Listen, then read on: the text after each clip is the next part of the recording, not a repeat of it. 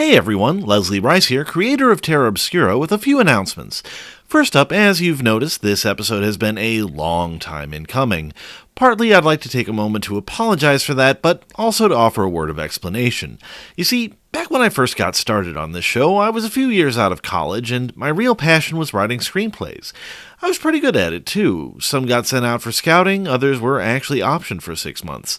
I'm kind of proud to say that even though none of them actually got made into films, each of them went somewhere. Anyway, Terra Obscura was born for two reasons. For one, I stumbled upon the film reviewer community and fell in love with the sense of humor and entrepreneur spirit. Second, because I figured that a popular review show would build a fan base for me to eventually create original content, and they might even be willing to help me finance my first feature film when the time came. And then things changed. I got discovered. First, my work started appearing on the Agony booth. Then, I got picked up by Channel Awesome. Back then, working with the house the Nostalgia Critic built was a huge deal, and I was king of the world for a little bit. But then things changed again. I'd succeeded, but I hadn't had time to do what I'd originally wanted.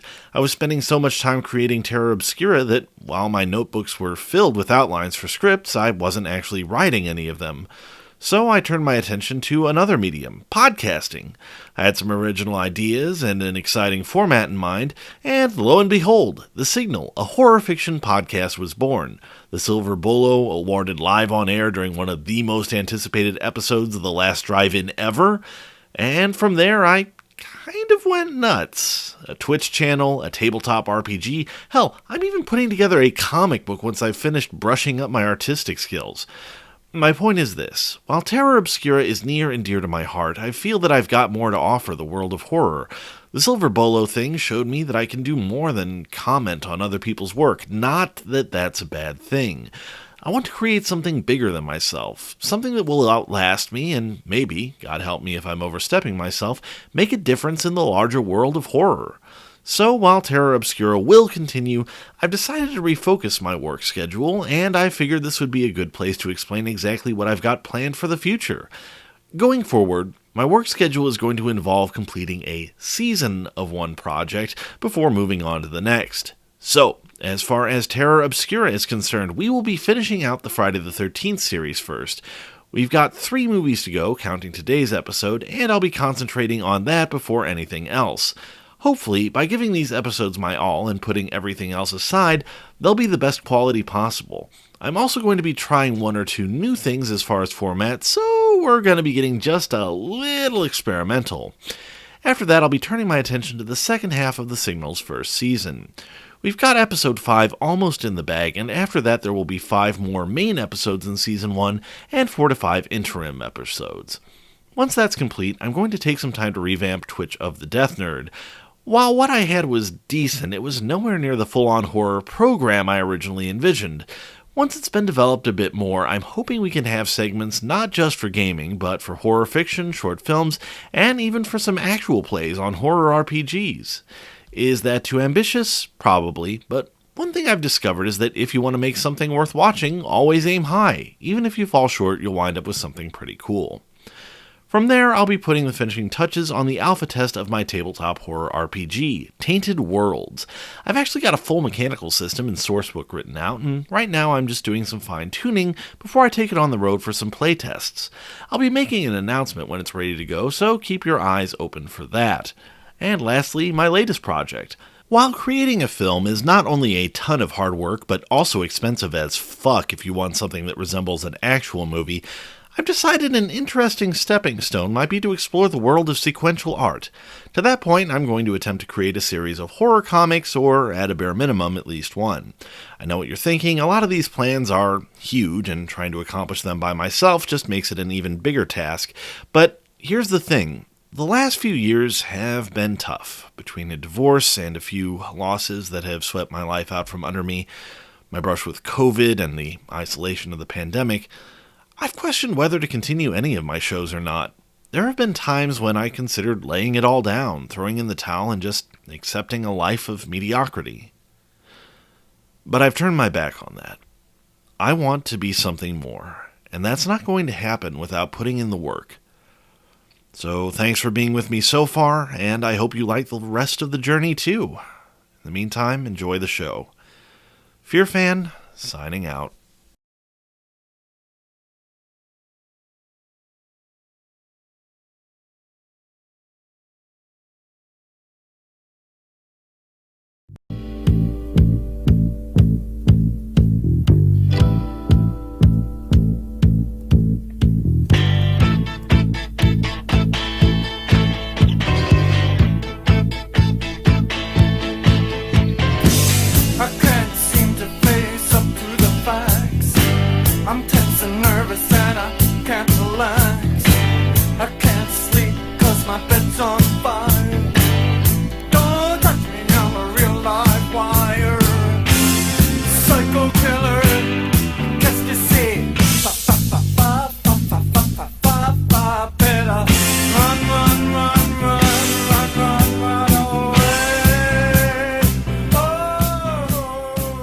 Hello, ladies and gentlemen, and welcome to Terra Obscura, the show where we look at the best and worst horror has to offer.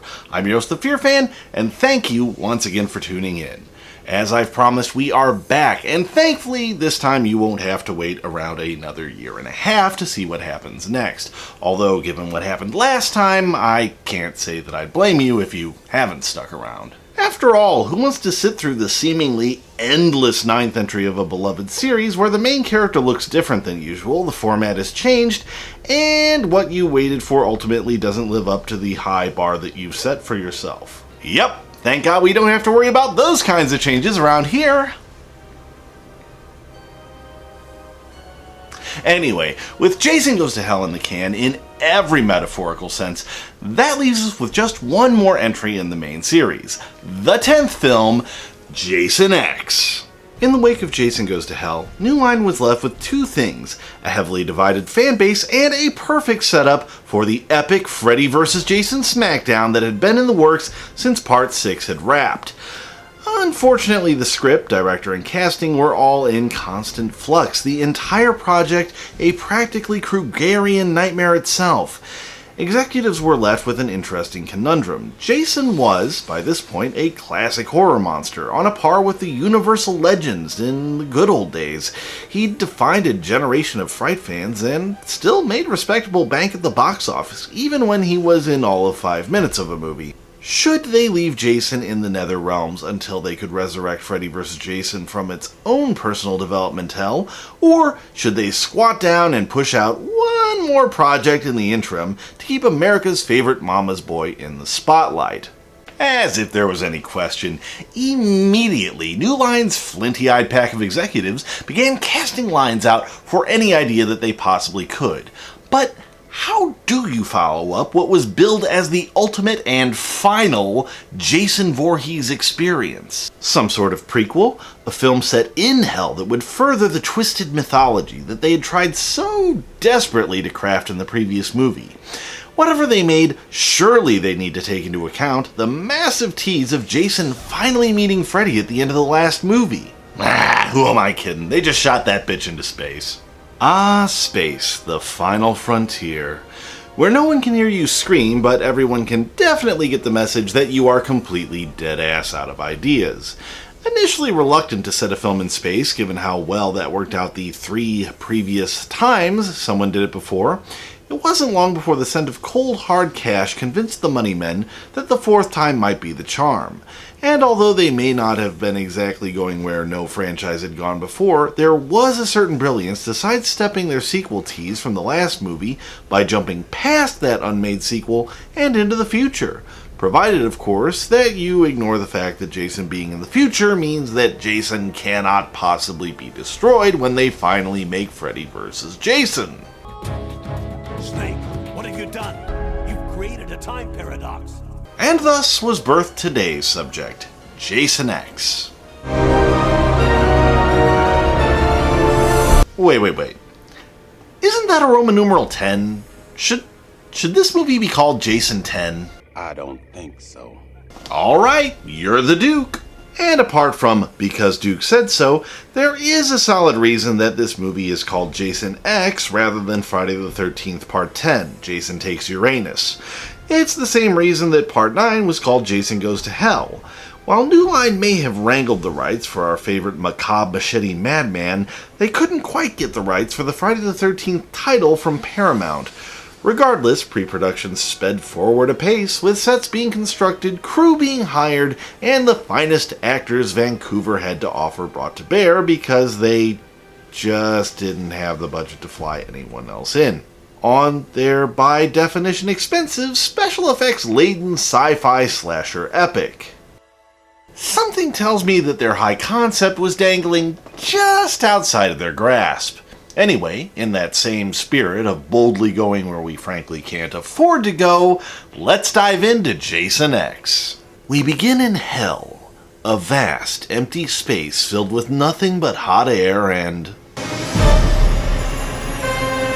Oh, never mind, it's just the interior of Jason's skull.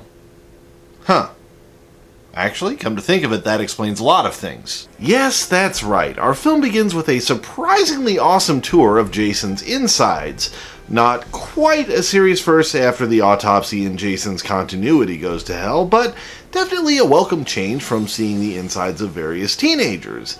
In all, it's a pretty impressive sequence, and one that, accompanied by Harry Manfredini's suitably epic score, sets the scale for a badass sci-fi horror epic. Alright, Jason X, you're winning me over. I'll admit that sequence is pretty cool, but just don't get too comfortable using digital gore effects in a series known for its Anyway, once we're done figuring out how many licks it takes to get to the center of Jason's brain... 1, 2, 3.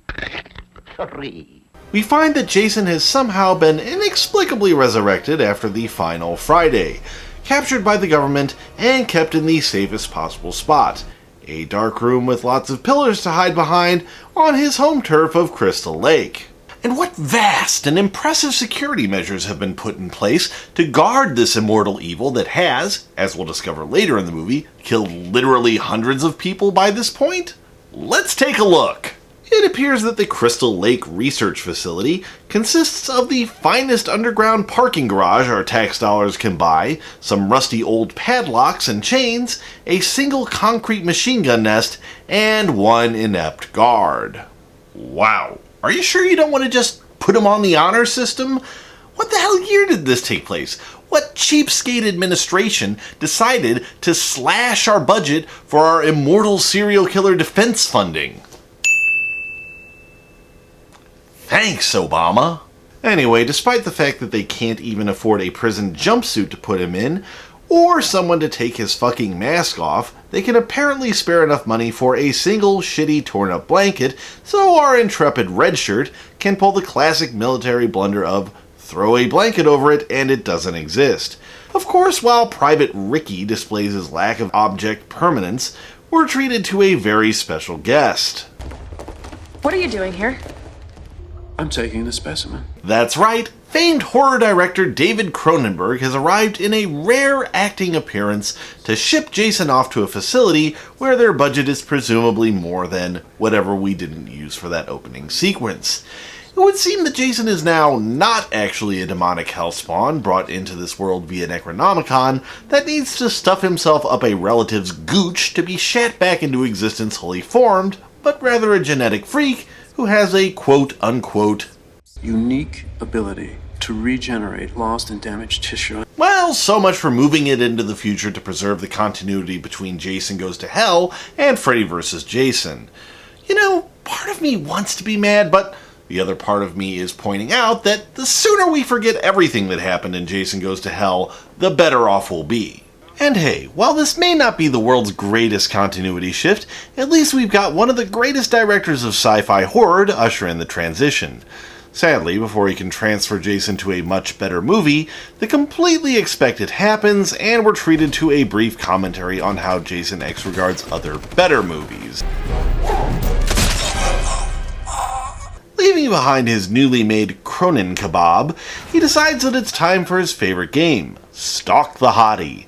Sadly, it looks like he's whittled down the cast too fast, and we immediately launch into the standard issue Survivor Girl showdown as he, equipped with the machete that they apparently left in the fucking room where he was chained up, chases Rowan through the surprisingly dark government lab. Seriously, why is the place so fucking dark? I mean, they've clearly had some budget cuts, but what the fuck kind of light bulb are they even using? Never mind. Long story short, she manages to find the one adequately lit room in the entire complex, and lo and behold, it's the one containing the cryo unit that they were originally going to use to make Jason into a goalie sickle. Tricking him into standing right in front of it, which is pretty easy to do considering what we saw inside of his skull, she Sarah Connors his ass into it, locks the door, and promptly gets shanked when she ignores the "do not tap on the glass" sign. As the room fills with frigid gas, Rowan auditions for the Blue Man Group, and scene. Whew, that was relatively short but painless. So, can we all just pack it in and call it a day? I don't think so. I am going to get so much use out of that clip. That's right, cut to an unknown amount of time later, when an entire cast of literal red shirts are wandering through the underground base, which manages to look only marginally shittier than it did in Rowan's day. Once they're in the world's deadliest walk-in freezer, they remove their masks to reveal that they're a group of scientists studying ancient Earth, and it looks like Rowan's frozen carcass is technically a significant historical find. And I've got to say, I'm actually really digging this premise. Imagine it. An advanced, sophisticated society where mankind's left behind its violent urges runs afoul of a force of nature serial killer who... Okay, and that is the plot of The Demolition Man. But while it may be the plot of The Demolition Man, it's still the plot of The Demolition Man with Jason Voorhees. Still, I'm curious about this new species of humanity. How great their minds, how vast their technologically augmented reach. Show me of your intellect, future man. Like a big kind of frozen storage thing? We should all be extinct. Anyone thinking what I'm thinking? I swear to God, if he licks the cryo freezer and gets his tongue stuck to it... Nope, instead they decide to do something infinitely more stupid. They decide to open up the container with absolutely no knowledge of what's inside, because a locked cryo freezer in the basement of a secure government installation is clearly going to have cool stuff in it.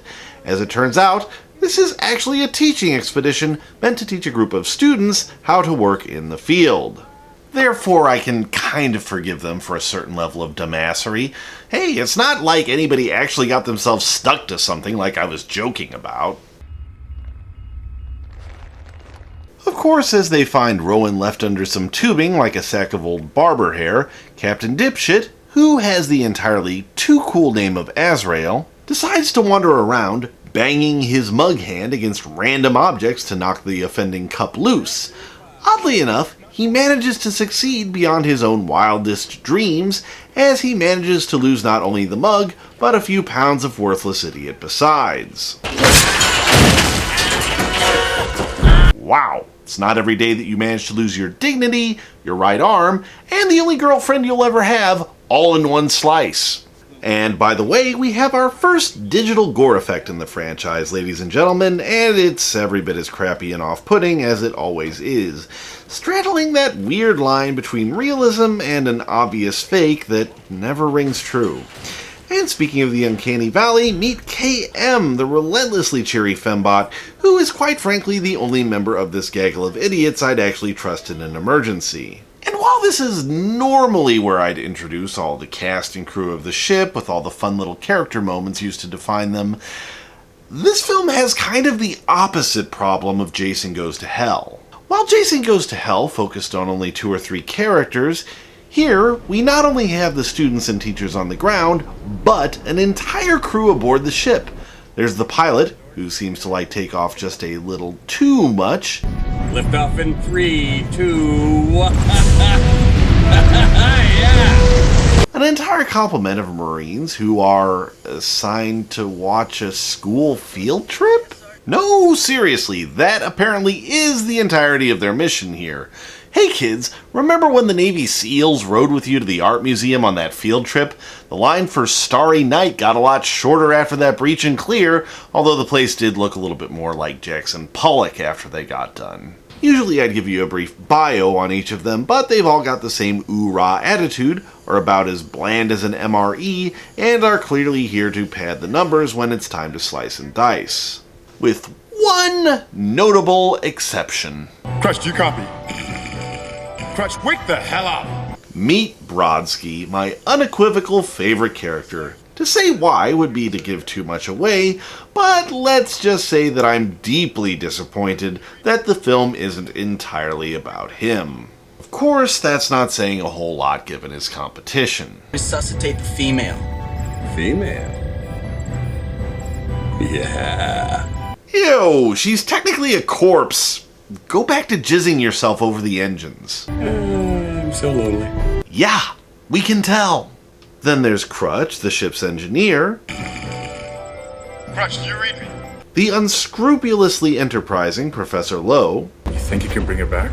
We'll find out, Sergeant. Janessa, who will be the bitchy post-scream voice of meta-reference. My arm. Yeah, here you go, dumbass. Soonarun, winner of both the goofiest name and snappiest comeback competition 3 years running. I'm bitchy as hell when I wake up. Did you just wake up? Kinsa, who is also in this movie. Yep. Adrian, indeterminate occupation except for maybe other teacher? Ship's doctor? Whatever, she's basically one of only 2 people who can make these quasi-futuristic clothes look good, and the only one who sounds like she knows what she's talking about when spouting the technobabble they use to make this shit sound future-y. And of course there's Waylon, who's there to serve as an Aliens reference that will in no way play into his character or anything else. Stoney, whose sole job is to wear a shirt that makes you temporarily confused about whether it's a mesh shirt or not, and the Professor and Mary Ann... Shit, no, that's Gilligan's Island. Of course, the level of competence is about the same here, but who'd believe Jason on a boat? That idea would just be stupid.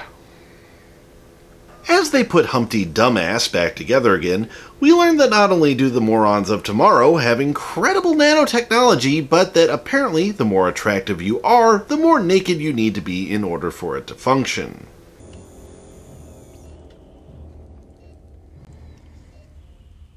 Huh? Oh, sorry, that's just some footage from Alien Resurrection. How did that get in there? So as they prepare an explanation for Rowan about how her clothes aren't included in her HMO, the whole crew gathers round to watch a scan of Jason's skull, which I'm reasonably certain is just the intro to Jason X. How does he function with a brain that small? Shit, looks like they mixed up Jason's scan with that of the writer. Still, with all the high-tech quackery on display, it is nice to see that some things stay the same, as they've apparently been unable to cure annoyingly inappropriate teenage horniness in the last 500 years. Okay, you guys, you know what? Just get the hell out of here and come back when you're more focused. Holy shit, did she just tell them to go fuck and then come back? Thanks, Adrian. Come. Thanks. Damn, the future is a lot cooler. God knows I could have used that policy in Miss Spina's algebra class. Or maybe she just didn't want to have to watch them fuck on top of the big dead serial killer who's right next to them. Of course, while they go pretend to do anal in front of John Wayne Gacy, or whatever kids are apparently into these days, it's time to wake Rowan up with a little nanotech magic. Or as they like to call them... Bring on the ants. Although ants might be too generous a description for the PS1 cutscene bullshit that winds up crawling all over her.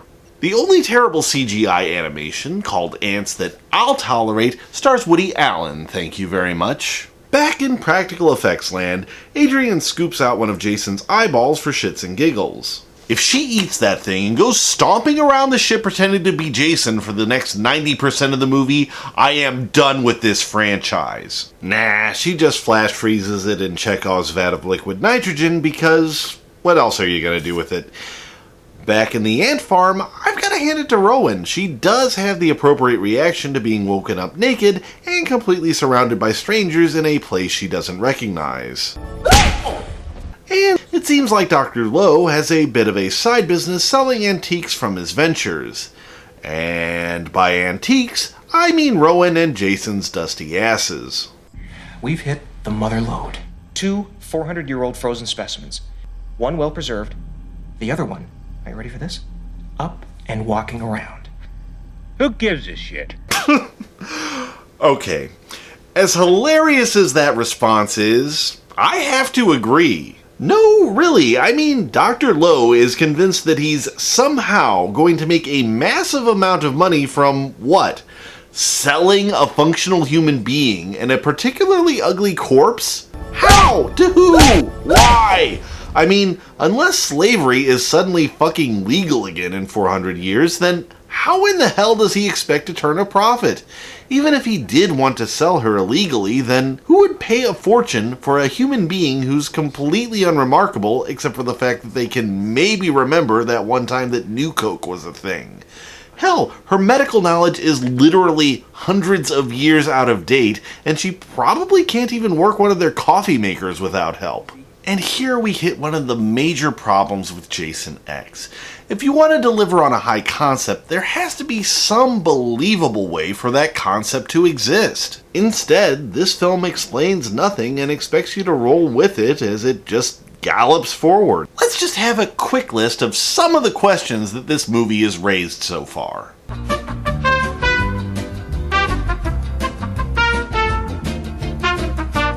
That's just the fucking surface. The worst part is that most of these issues could be cleared up with just 1 or 2 lines of dialogue. Hell, I'll do it for you. Yep, we're at war right now and looking to tip the balance in our favor, so the government asks us to take a trip to an old military base where they heard something super deadly was stored. There. 1 line of dialogue, less than 10 seconds, and it clears up half the plot holes in this film.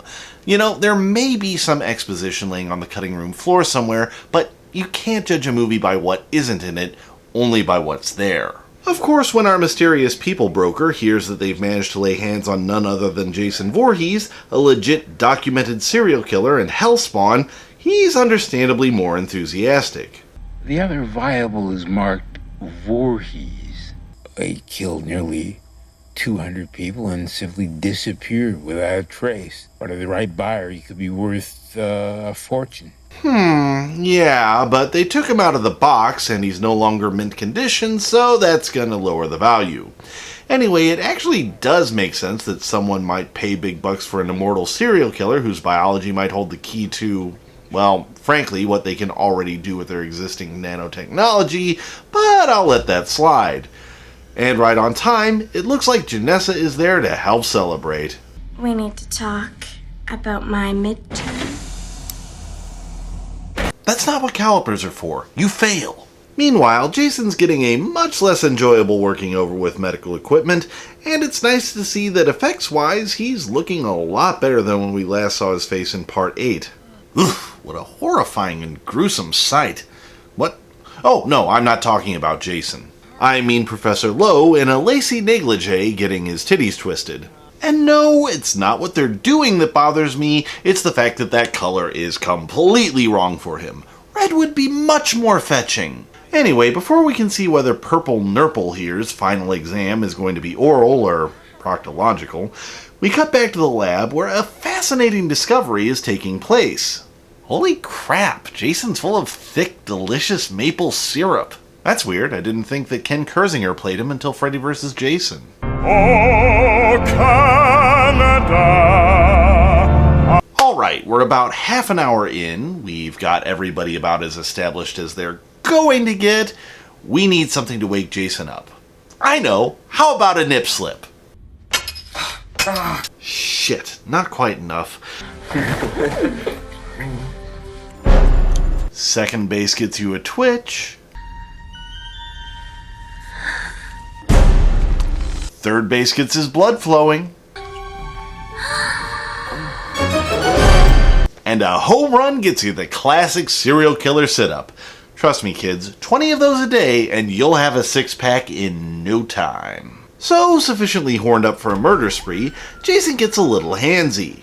Unfortunately, Adrian isn't impressed by Jason's chiseled physique, and he doesn't hesitate to inform her that he finds her rather frigid. Hey, the inside of her head doesn't look anywhere near as cool as Jason's did. What a jip.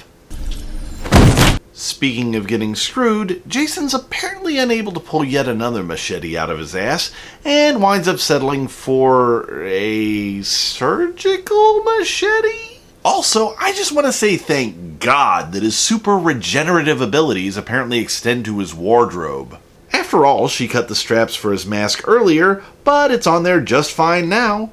Anyway, as he goes to wander the halls in search of someone to satisfy his kill boner, Dr. Lowe decides to visit Rowan, presumably to check her teeth and hair before she goes on the auction block, and it seems like I'm not the only one who's due for a harsh kick in the nostalgia.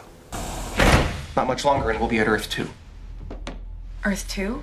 What happened to Earth 1? It's dead. The oceans, the soil, neither will sustain life. Can I do anything else for you? Yeah, sure. You want to tell me that there's no Santa Claus and remind me that my dog is dead while you're at it? Of course, Rowan's able to dish out a bit of her own as she gives some backstory on how she got here, and points out that greedy assholes looking to exploit Jason tend to wind up dead. Awkward. Although not nearly as awkward as Jalessa trying to get into Sonoran's pants. You want me? I could never be with a girl whose balls are bigger than mine. Yeah, that's why he designed KM's balls to be 32% smaller than his. So there! So after a bit of banter and some suitably dickish bedside manner from Professor Lowe, Rowan finally manages to convince them to check on the unstoppable killing machine they've brought on board. Finding their medical officer, or at least I'm guessing that was her job, as they never openly stated, reduced to a cherry slushy from the chin upward, they finally start to take things a little more seriously, leading Brodsky to summon his crack team of commandos named... Grunt Team, report to weapons. Ah, yes, Grunt Squad, a generic name for a generic group of soldiers who have had maybe one line of dialogue apiece. Do we even know any of their names beyond Brodsky? Sarge, Grunt Team's assembled. Dallas is a no-show. Yes, Dallas, as in the captain of the ship in the original Alien. Guess that makes 2 homages to Alien so far, and a third shows up when Stoney potentially puts his relationship on the rocks by answering the call. It's not quite a chest burster, but Kinsey gets a Veronica Cartwright-sized faceful of Stoney's blood and proceeds to freak out as Jason drags him off to see if you can squeeze blood from a Stoney. As she wanders in to see if anyone can offer her a moist towelette, we see that Dallas is actually prepped for combat and is currently equipped with a BFG, or as we like to call it, a big fake-ass gun. Of course, he looks rather hopelessly lost, to the point where he has wandered into a completely different movie.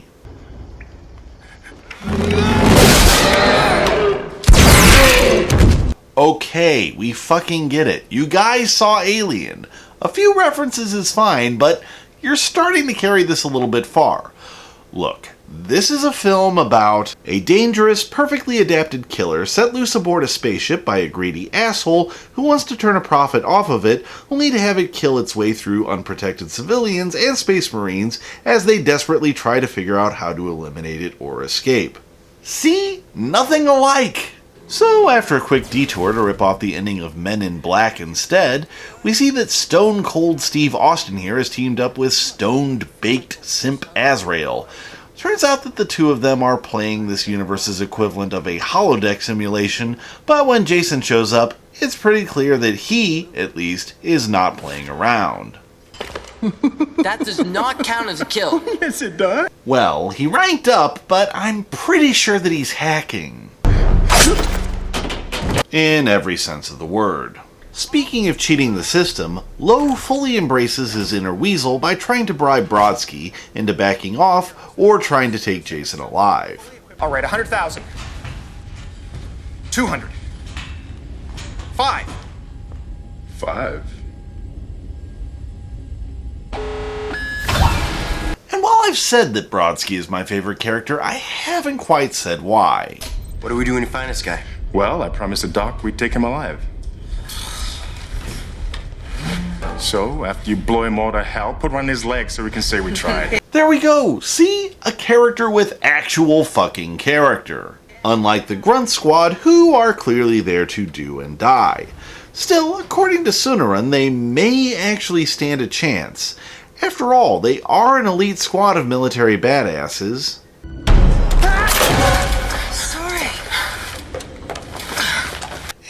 and I'm starting to see why this particular group of elite military badasses was sent on a mission to go watch a bunch of kids poke around in the dirt with their teacher. Speaking of competence on the job, Crutch is tending to his robust plant collection because an engineer is apparently also the ship's botanist?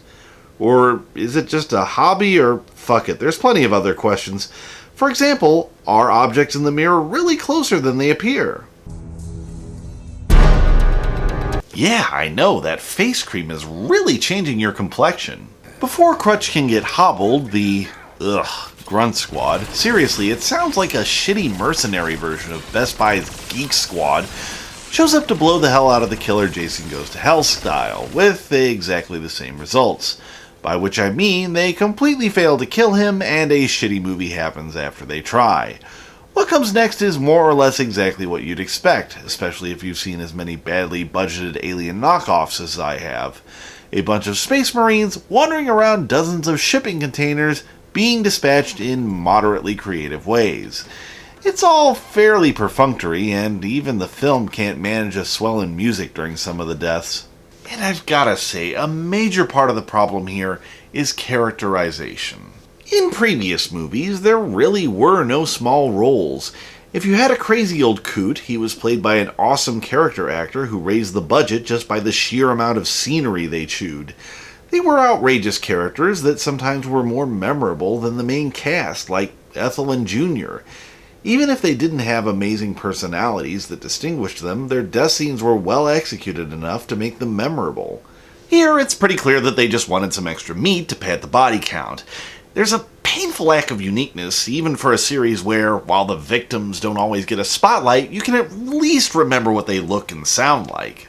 In this script, it's like they didn't even bother with dialogue. They just wrote angry marine noises and let them rip. Anyway, while the Dirty Dozen here is getting whittled down to the filthy few, we do manage to get one of the coolest deaths in the series.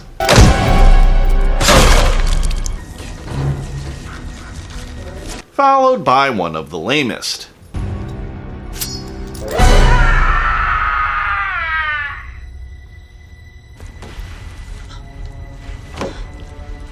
That sick bastard. He's hidden that poor man's legs under a moderately believable CGI effect. Truly, he has become more evil from his time in hell. Anyway, and then there was one. For those of you who are unconvinced as to why Brodsky is my favorite character, you're gonna start to figure it out right about now.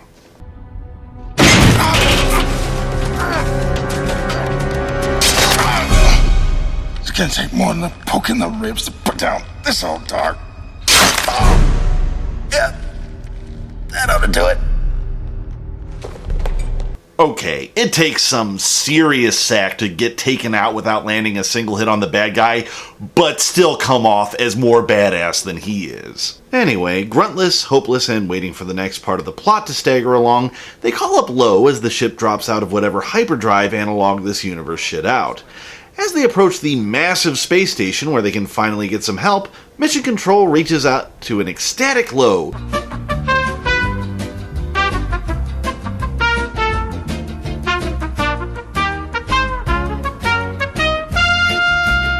who is probably just happy that someone wants to talk to his creepy ass. Grendel, what's your problem? Trust me, guys, we've been asking ourselves that same question all day. Of course, a new friend shows up to keep him company, just as he spills strawberry jam all over the console. In his desperation to wipe it up, he encounters a slight structural design flaw in the Solaris space station.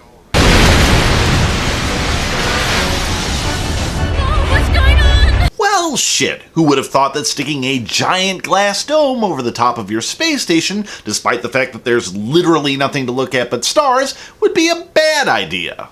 Although it's kind of hard to feel bad for the occupants. I mean, with design decisions like this, they'd probably all be dead when someone installed screen doors on their space station next week. Anyway, we get a ridiculous shockwave despite space not having any, air, as it turns out that Jason was able to top sinking an ocean liner in Part 8. With their ship badly damaged and leaking air, they find out that Jason is still stalking the corridors, leaving them in an even worse position. As the situation grows darker, they find themselves open to any suggestion at all. Fortunately, Janessa does have some ideas on how to gather information on just how screwed they are. I don't think he's out there. Why don't you just stick your head out and have a peek? Of course, Jason shows up to let him know that everything's all clear outside, and while everyone runs and flees, the professor is good enough to offer him a reward for saving them some trouble in what is one of the few genuinely amusing moments of the movie. Oh, shit. Oh, you want your machete back? Guys, it's okay, he just wanted his machete back! Hey, Jason gave it right back. Great, now they've retconned him into a regifter. And speaking of stuff that gets recycled, the remaining crew decides to borrow yet another page from the Alien Handbook by abandoning ship in the convenient shuttlecraft. And as they all decide to split up to cover more ground, because no matter how far into the future you go, some things never change, KM once again proves herself to be the voice of reason by pointing out just how fucking stupid this all is. Well, the statistical probability of survival is 12%. 12%? Statistical probability of survival just went up to 53%. Ah, yes, the audience loves nothing so much as the romance between a hopeless dork and his dead-eyed real doll, so pumping the gas on that relationship is sure to encourage the screenwriter to keep you both around. Anyway, while Rowan's group is exploring the massive cargo bay and getting to know each other a little bit better... And quiet. One more sound, and I'll snap your neck myself.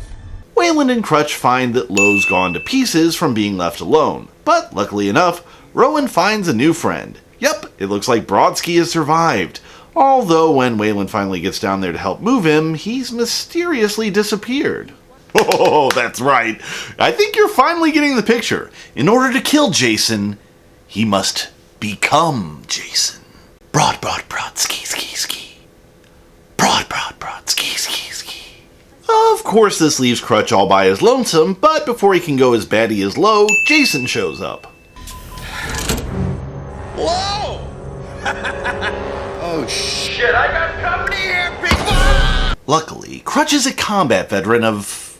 Wait a second, what was that conflict he mentioned again? Lucky you weren't alive during the Microsoft conflict. Ah, yes. I wonder if that took place before or after the fast food wars and Demolition Man. Jesus, no wonder we've got such a crapsack future. All the cool shit in the world eventually tries to murder all the other cool shit. So it looks like Apple finally takes a bite out of Hutch, and that leaves the rest of the crew time to escape aboard the now fully functional escape vehicle. Except for one tiny little problem, and it starts with a K and ends with a fucking INSA. Yes, that's right, Kinsa has locked herself in the shuttle and is eating up valuable time that could be spent very easily escaping while Jason is on the far side of the ship. Although, I've gotta say, it may not be Jason she's worried about at this point. One more sound, and I'll snap your neck myself. At any rate, there is a clear choice to be made here. Either escape with the other survivors, or die an obvious and painful death because you clearly have no idea how to fly that thing.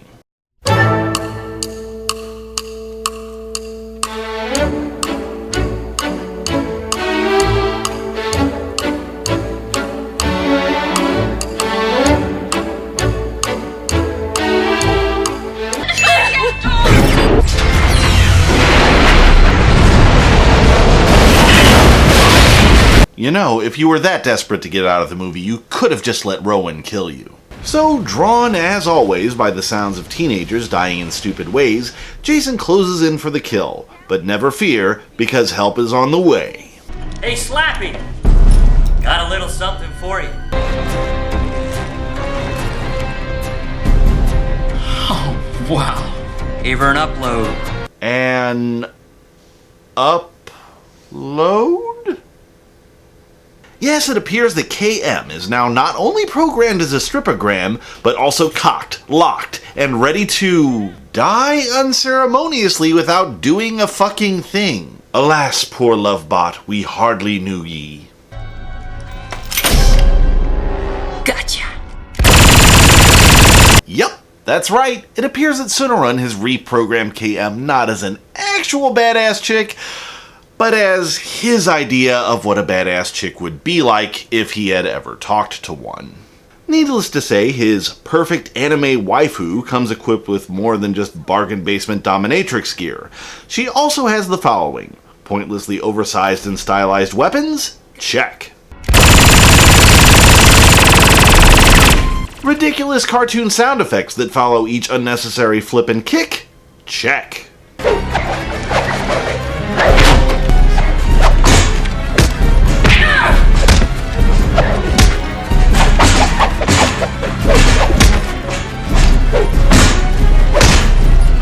Pointless gun kata that result in her managing to hit everything but Jason most of the time?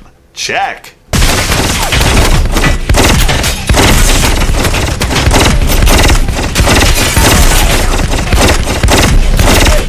Awkward, out-of-place one-liners that are clearly an uncool person's idea of what a cool woman would say? Check. Ability to take a punch to the face? Shit, knew we forgot something. If only there were some sort of impossible badass just lurking around. And I know I've said it before, but I will say it again, and I cannot say it enough. I fucking love Brodsky. Here's a man who gets killed by Jason, mocks him for not doing a good enough job, compliments him for improving on his technique, drags himself off the spike in his guts to catch his breath, sneaks off when someone offers him help just so he can patch himself up, and skulk around the ship with a fucking knife, stalking Jason and waiting for the right moment to strike. Brodsky, you are less a man than you are a god. Regardless, while he lays there, probably wondering how to get struck by lightning Friday 6 style so he can try and take Jason hand to hand, he buys KM enough time to recover. After confirming that her broadside of a barn, Looney Tunes sound library, and I know Kung Fu protocols are still working, she breaks out the literal big guns and manages to dismantle Jason as thoroughly as New Line has done for the franchise itself, finishing him off with one of the crappy CGI bullets from House of the Dead.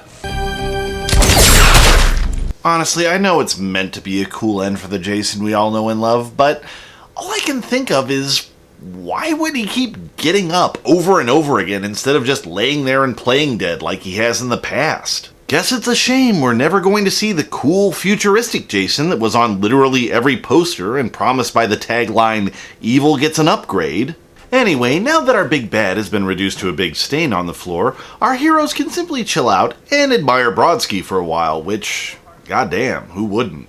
Sadly, unlike Brodsky, or Janessa's boob tape for that matter, cause damn, this ship isn't made to last and begins to break apart before a rescue vessel can arrive. Rowan uses her PhD in pointing out the fucking obvious to tell them that they should just move into the undamaged portion of the ship, blowing up the connecting walkways because, Not if we disconnect these walkways. You can't just disconnect them. We could blow it up. There's plenty of macro charge in the weapons hold. Good enough. Anyway, everyone fucks off to go blow shit up for great justice, completely forgetting the dangerous serial killer with incredible recuperative powers who is literally laying right on top of their fucking heal anything plot device machine. And we all know what happens when you leave a mess lying around. Hey, do you want ants? Because that's how you get ants. Yes, that's right. While our remaining characters are out planting explosives on their own ship, the nanobots start working to put Humpty Dumpty back together again. Of course, there's one problem. Due to a lack of original material, they're forced to grab bits and pieces from everything around them that actually does function. Ironically, the same process used to create the script for this movie. So, as the group of school kids plays hide the bomb, they're shocked when Jason shows up in all his restored glory. And I've gotta say, I actually kind of dig the design. Metal plating growing from exposed flesh where there wasn't enough of the original to grow back. A pretty awesome mask that contains elements of the original while definitely showing a more futuristic side. Hey, I used to hate the black rubber turtleneck that covers the rest of his body, but on closer examination, I can see it growing into the metal sections. I now realize that the rest of his body is actually comprised of nanomachines themselves. That's actually pretty damn cool. Of course, that does lead me to wonder, who programmed the nanobots with a sense of aesthetics? Why did they consider his clothes and mask to be a part of his body? How did they know what the mask looked like, despite it having been blown to smithereens? Is it actually still a mask? How... Alright, enough of that. By now, that list is a whole episode unto itself. Let's have a look at some of the new and improved Jason's features, shall we? Able to shrug off the 1 in 50 bullets KM fires that actually hits him, able to rock'em sock'em KM's head off in a shower of shitty CGI wiring using a single punch, somehow not able to overpower a 30-something-year-old woman when she tries to stop his arm. Yup, definite upgrade. Anyway, after tossing Wayland around for a few minutes, Jason goes hunting for someone named Yutani so he can complete the set, only to be foiled when Wayland decides it's time for his big damn hero moment. I see.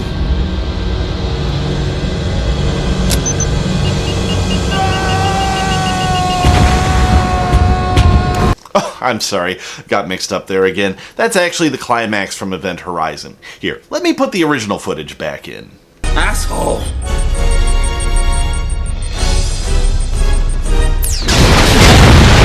Right. And so the man with the rip-off name dies his rip-off death in a burst of poorly green-screened explosions that would make the Sci-Fi Channel blush. As the rescue boat approaches to pick them up, we learn that Jason's apparently slightly more fireproof than before, and can now survive not only in a creative vacuum, but in the vacuum of space.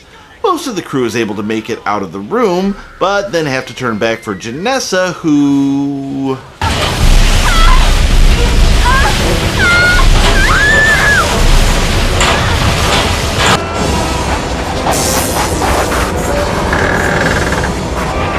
Fuck, sorry, more Event Horizon footage there. For some reason, I keep getting this movie confused with other movies that came out a few years before it. Anyways, as Janessa gets pulled toward the plot hole and certain death, she's able to spout one last piece of meta-referential commentary. Oh, this sucks on so many levels! Her words, not mine, before getting yanked to a presumably gruesome death. I say presumably because all we see of it are some scraps of lunch meat on a grate. Hold on, maybe we missed the footage. Let's run it back a few seconds.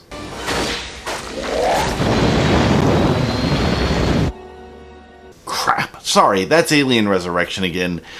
However, does this keep happening? So, running out of time as well as original deaths for the cast, the last 3 1/5 survivors hauls ass for the rescue shuttle while Jason takes his sweet time punching his way through every bulkhead between them and the far side of the ship. Because we can't possibly have things be quite this simple, the doors jam, and Brodsky decides to go EVA.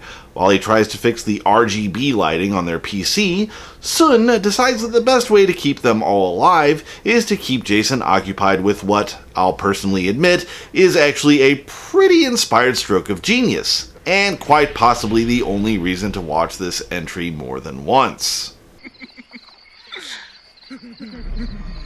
Hey, you want a beer? Or do you want to smoke some pot? Or we can have premarital sex. We love premarital sex! There is a God. And, much to my amazement, Jason actually appears to take them up on it. So while the others are fiddling with knobs and dials, Jason is proving himself to be a demon in the sack.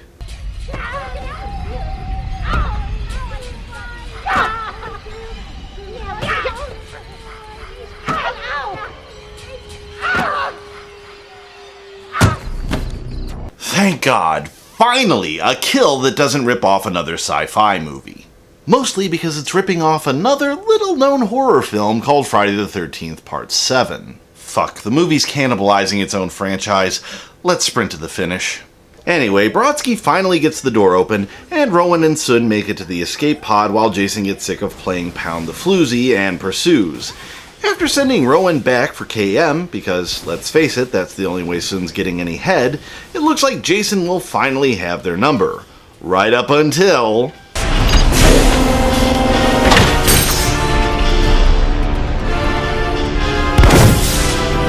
Oh, Oh, fuck yes. Brodsky versus Jason, and this time, the big man's at 100% and wearing a fucking exosuit. Okay, I'll admit the movie's been a little bit dodgy up to this point, but this is going to fucking rule.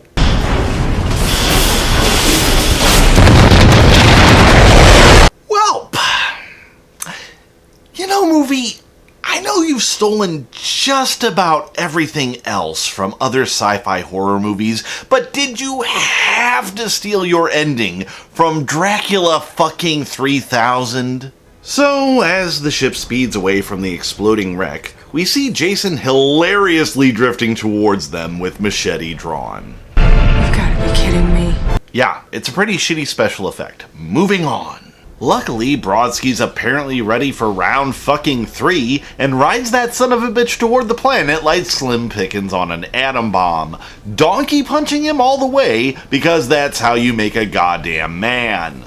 So, while our survivors talk about a better tomorrow, or some hopeful shit, we get a shot of Earth 2, and yeah, I don't plan on making the obvious DC Universe joke, so don't bother waiting, where two happy assholes watch Brodsky and Jason burn up, the mask drifting to the bottom of the lake. Wait a second. If it takes a Voorhees to kill a Voorhees, and Brodsky seems super dedicated to killing Jason... Hold up, let's look at the facts. Stephen and the last of the Voorheeses were alive at the end of Jason Goes to Hell. Brodsky literally goes out of his way to fight Jason. I mean, he would have had to ignore the escape shuttle that would have been floating right next to him to go back inside. And on 3 different occasions, he shows up late to save other people. That must mean... oh my fucking shit baskets. New headcanon established. So, as I was saying, we end on a hopeful note as Jason makes landfall in bits and pieces, with Brodsky presumably rising from the wreckage and checking off Jason's name before moving on to either Freddy or Michael Myers if they're still around. Shooting star. Make a wish. Yeah, and I wish I was watching a better movie. So that's Jason X, and since this is the last film of the main franchise, I have to assume that canonically... this is the note that OG Jason goes out on. Yeesh. While I don't find it quite as objectionable as Jason Goes to Hell, mostly because it's easier to write it off as an Elseworld story, this thing still annoys me. So let's start from the top down. First, let's look at the reason that this thing got made. Basically, after Jason Goes to Hell, they knew they'd need more time to put together the Freddy vs. Jason film that they actually wanted to make. Basically, Jason X was commissioned not because anyone necessarily wanted to make a Jason in space film, but for the same reason I mention shit-out cheapo Hellraiser sequels every few years, to keep the franchise in the public eye and probably to prevent any rights from lapsing. Let's face facts, this film was not in any way the movie that fans were clamoring for, and it's a long way from a labor of love to pay tribute to one of horror's greatest icons. Hell, it wasn't even meant to continue the story beyond being a cheap, disposable sequel. It's not as if they were going to follow it up by reinventing the entire franchise as some far future techno slasher, although that is a cool as fuck concept that someone should get right on. And this lack of intent to do anything beyond produce a single sci-fi themed entry in a series that had never even hinted at that direction before really shows. In most science fiction, there's a definite world established. There's a bit of background here and there detailing its history, maybe a bit about its religion, and a few bits of business that exist to make the world feel unique and fully realized. Here, though, it's like every element is either thrown in without any explanation to meet the basic requirements for a Friday the 13th film, or ripped wholesale from other films and franchises without any regards to how those pieces mesh. Need teenagers with an excuse to dig up Jason? Archaeology students. Need Space Marines because Space Marines are a thing in sci-fi horror? Then there's Space Marines on the field trip. Want an explanation why? I don't think so. And here's the thing, I have nothing against referencing other horror movies in your work, especially seminal films like Alien and its entire franchise, to be honest. Hell, I'm even happy they threw in a few references to Event Horizon because that film doesn't get enough love.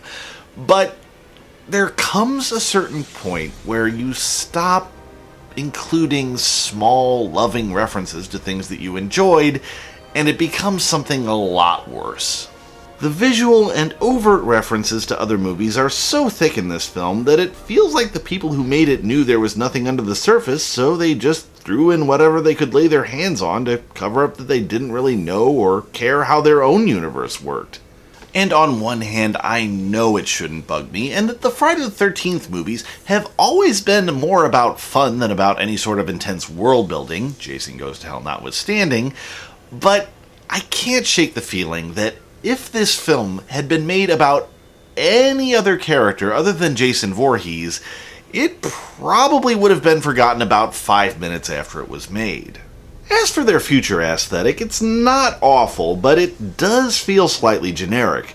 My biggest problem with it is twofold. First, it doesn't really mesh with Friday the 13th, and second, it looks just too damn clean.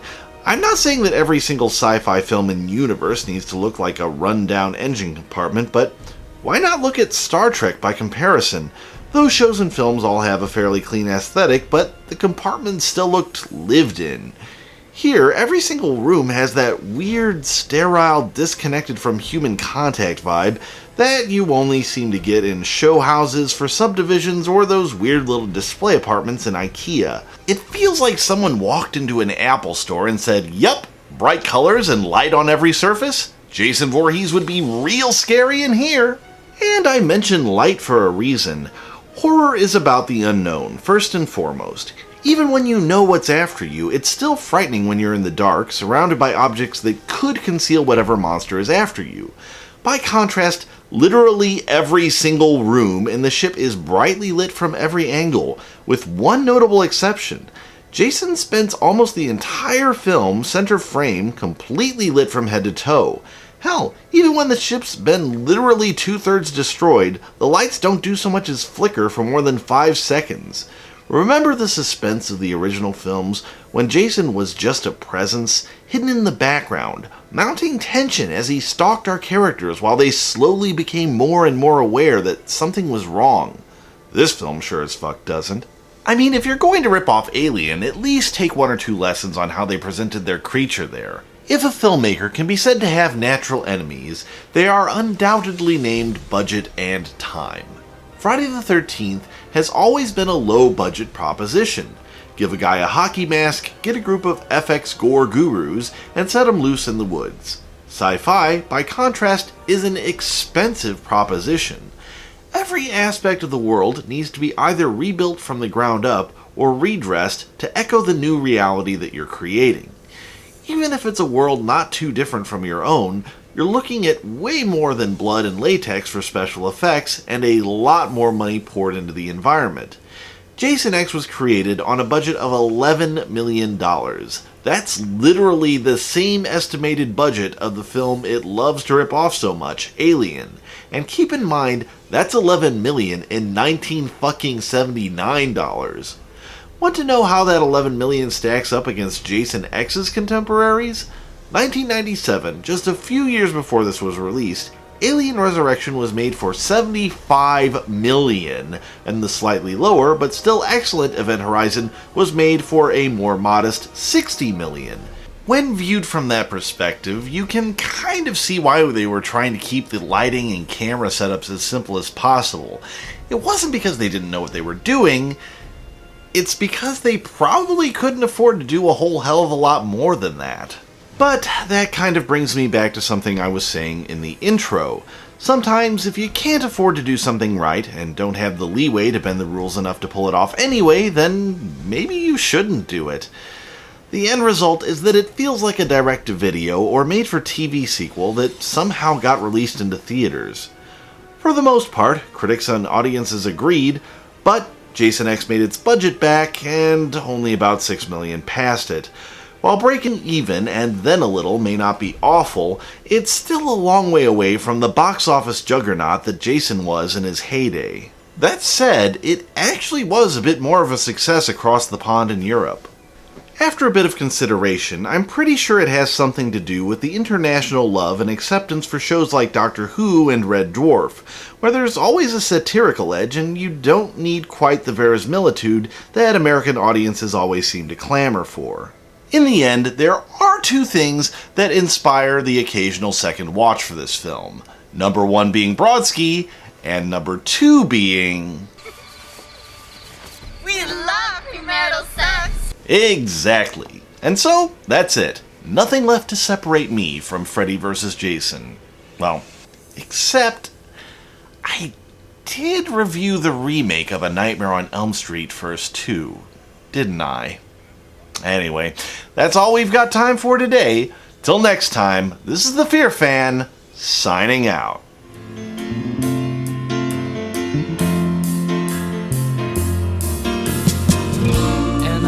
Gonna be a long, long time till touchdown brings me round again.